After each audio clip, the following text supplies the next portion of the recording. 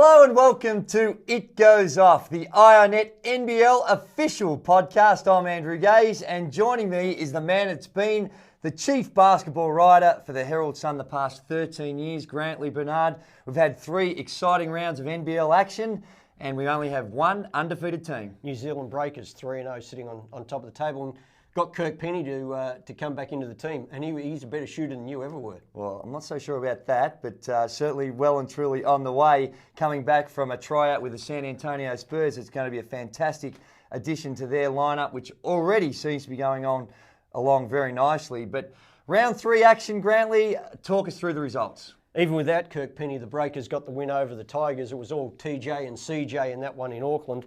The Tigers were improved, but not good enough to get the W. New Zealand with a 2011 fourth quarter to get the chocolates.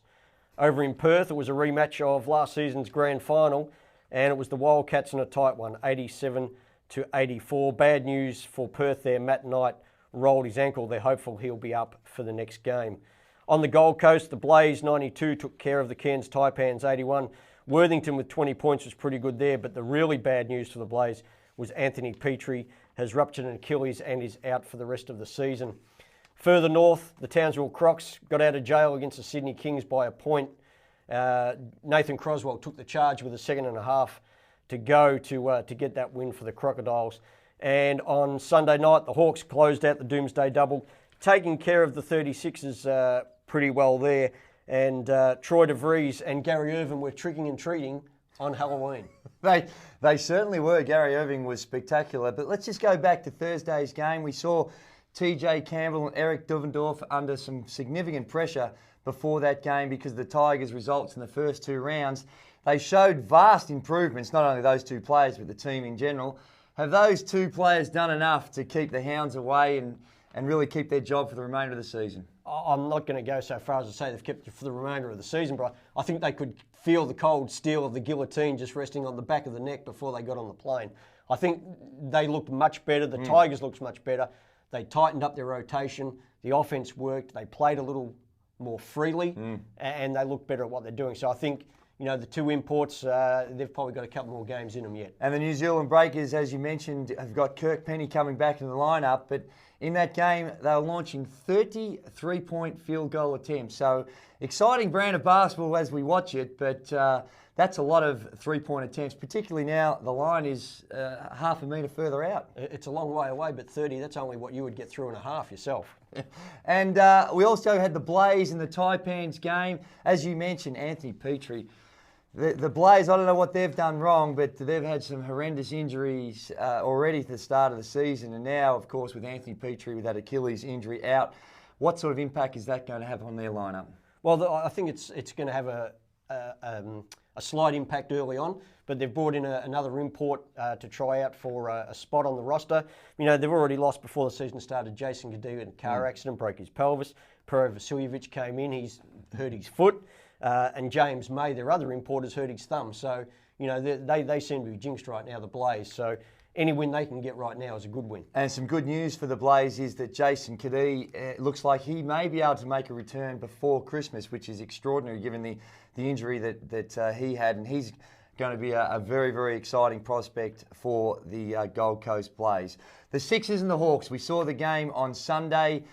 Gary Irvin, 26 points and 13 assists. He was spectacular. And Oscar Foreman across the Doomsday Double, although they lost in Perth, he still performed very well, averaging 20 points and 8 rebounds, doing a magnificent job in the absence of Dave Gruber. Yeah, look, Oscar Foreman has really been good.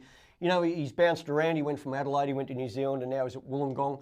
And, he's probably not the big O, he's probably more the medium O, but he's getting the job done, and that's what Wollongong will be looking for. But, the man everyone's talking about right now out of Wollongong is Gary Irvin, and whether, A, he's MVP candidate early on, and B, can he top the league in scoring and assists? Well, Grantley, there hasn't been too many players who've been able to top the points and scoring points and assist table. Who would be those players, Grantley?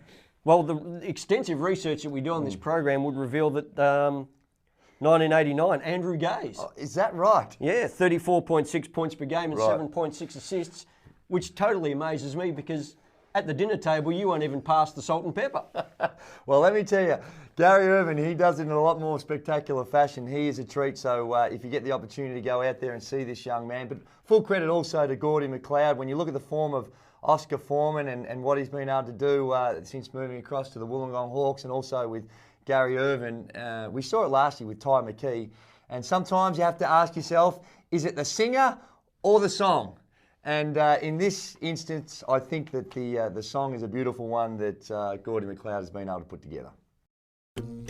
Okay, so we made this ad in a bit of a hurry, but we just couldn't wait to launch the iiNet Terabyte Broadband Plan. To be one of the first houses on your street with the Terabyte Broadband Plan, call iiNet or just go here.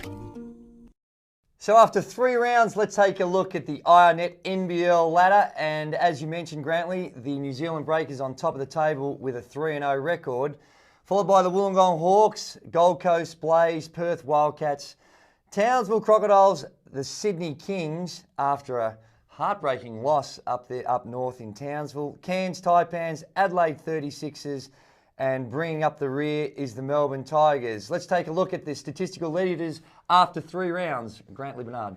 On top of the scoring charts, Gary Irvin, the man we mentioned earlier on, 23.8 points per game, and he is pretty much out ahead of Alex Loughton. With the rebounding, it's the big kazoo, 10.7, wiping the windows clean ahead of Jacob Holmes. With the assists, Troy DeVries, 6.7, ahead of Gary Irvin at 5.8. And on the steals, it's Adam Gibson and the wily old veteran, Glenn Saville, 2.3 steals apiece. I'm loving it. It was the helpers last week, and it was wiping the windows this week for our statistical leaders. And Grantley, in some other big news in the iiNet NBL competition, is that following the situation last week where the Townsville Crocodiles were involved in 2 heartbreaking losses, and one of those games against the Wollongong Hawks, they actually went to the video replay, which, as you mentioned last week, that wasn't within the rules of the game. The NBL last week, the commission got together and decided to change it and allow for the video replay. But before we go to that, let's just have a look at the incident that sparked all this when we see Gary Irvin going to the basket. Now, Grantley, there are some people that actually thought that was a travel. Now, you tell me, was that a travel or not? No. There is no doubt that was not a travel. You pick it up, pick the ball up, take 2 steps. There you see it. 2 steps, 1, 2. That is not a travel. It's a clean legal move. And I believe some of the concern about that is coming from over the border at Adelaide. And take it as read that the people in Adelaide have a very, very big problem about Wollongong players shooting free throws with no time on the clock. They do. They cannot get over it. They still got a bit of a flitch after we saw Damon Lowry. When was that, back in 2001? 2001, whenever it was. But no, that in my book, and I think most people's book, it was not a travel. But the issue about the video technology being used only during the games that 1HD are covering, I personally think it's a common sense result and a good result for the competition. Oh, look, definitely. I think, as we said at the time, it was definitely the right decision. It might have been not, by the rule book, but the NBL common sense has prevailed. And I believe they actually sent out a DVD of examples during the week. They were going to include some of your games, but they couldn't convert it from the Super 8 in time to the DVD. Wonderful humour by you, Grantley Bernard. But another very important round of basketball coming up, round 4. Talk us through the upcoming games. Starts off on Friday night, the Townsville Crocodiles up in the far north of Queensland against the Perth Wildcats. On Saturday, the Wildcats close out the Sunshine Swing against the Cairns Taipans. Down south that night, it's the Gold Coast Blaze against the New Zealand Breakers. And across a little bit, it's Adelaide 36ers against the Sydney Kings. And that one is on NBL Radio from 7:15. On Sunday, it's the Melbourne Tigers against the Wollongong Hawks. That one is on 1HD, but even bigger than the game itself, that's Glenn Saville's 500th NBL game. Been a great servant, Sav. Been I was going to say a one-club man, but he had one season at Sydney. Just snuck that one in.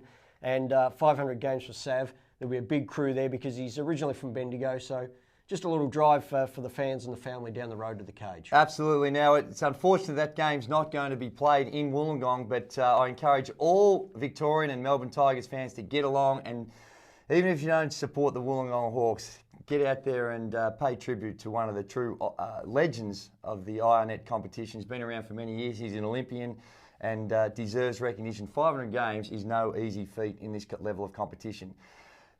All those out there, if you want to touch base with us and get in contact with us, there's a couple of ways you can do that. Firstly, the most convenient and hip-hop way that the young fellas and ladies seem to do it is with NBL Facebook. We've got the NBL Facebook page. If you want to give us some ideas about polite and not rude ideas about what we should be discussing here on the NBL podcast, we'd love to get your feedback. And also, the other way to touch base with us is go to nblpodcast@basketball.net.au. So we want to hear from you and get your feedback on some of the issues that you feel we need to be addressing here on the podcast. And already we've had a little bit of feedback. We had on Facebook, Danny Page and also Craig Rogers asking a similar question about who you believe is going to be the first player to get the chop in the NBL competition. Not a pleasant topic, but what's your thoughts, Grantley? It's a tough one. I know we talked about the Tigers imports already a couple of times this season. I think they've done enough to secure their spot. I think if there's going to be a change, it might not be a sacking, but I think the Gold Coast Blaze, they're in the process of tweaking their roster. So I think Gold Coast are going to make some changes that have been forced on them. In terms of making choices, there's probably... Come on. Possibly someone a little further north. Ooh, right. Would you want to be more specific about that? There's quite a few players up north. Well, we'll let the punters have a look and see what they come back with. Well, one of the other significant changes is for the better, and that is, of course, with Kirk Penny coming back in the lineup. You know, he was there last year, but there was some speculation that maybe he wouldn't be there this year because of his NBA ambitions, but that is going to be a significant change that we're also looking very much forward to. For all the latest news, sign up to Fast Break newsletter at nbl.com.au. And don't forget to order your fantastic IRNet NBL Championship merchandise, similar to the beautiful stuff that we're wearing here from nblstore.com.au. It goes off. The IRNet NBL Championship podcast is proudly brought to you by IRNet Connect Better, 1HD, Spalding, N1, OAMPS, and Centrebet. Well, round 4 coming up, Grantley. It's going to be another exciting round of basketball competition. Get out there, support your team, and we'll be back next week. So on behalf of Grantley Bernard and myself, it goes off. We'll see you next week.